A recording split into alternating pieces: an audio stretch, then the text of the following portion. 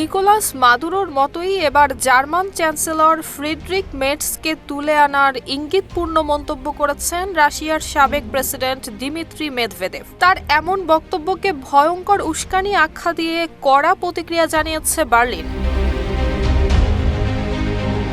রাশিয়ার সিকিউরিটি কাউন্সিলের deputy chairman Medvedev বলেছেন, যুক্তরাষ্ট্র যেভাবে সামরিক অভিযানে ভেনেজুয়েলার প্রেসিডেন্টকে আটক করেছে, সেরকম অপারেশন অন্যান্য বিশ্ব নেতাদের বিরুদ্ধেও কল্পনা করা যায়। রাশিয়ার রাষ্ট্রীয় বার্তা সংস্থা তাসকে দেয়া এক বক্তব্যে তিনি সরাসরি জার্মান চ্যান্সেলর ফ্রিডরিখ মের্জের নাম উল্লেখ করে বলেন, নব্য নাৎসি মের্জকে অপহরণ চলমান ঘটনা প্রবাহে এক দারুণ সংযোজন হতে পারে।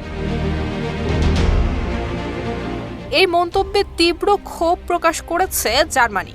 ৫ ডিসেম্বর বার্লিনে এক সংবাদ ব্রিফিংয়ে জার্মান সরকারি মুখপাত্র সেবাস্টিয়ান হিলে বলেন, আর মনোবল হতে হয় স্পাত-দৃঢ়। জেরুসালেম ২৫ বছরের পথ চলায় নিরাপদে রাখার প্রত্যয়ে। এ ধরনের বক্তব্য কেবল দায়িত্ব জ্ঞানহীন নয়, আন্তর্জাতিক রাজনীতির জন্য অত্যন্ত বিপজ্জনক। ফেডারেল সরকার সর্বোচ্চ কঠোর ভাষায় এই হুমকি প্রত্যাখ্যান করেছে বলেও জানান তিনি। একই সময় আশ্বস্ত করেন, সব ধরনের ঝুঁকির মধ্যেও চ্যান্সেলর মের্জ সম্পূর্ণ নিরাপদ রয়েছেন।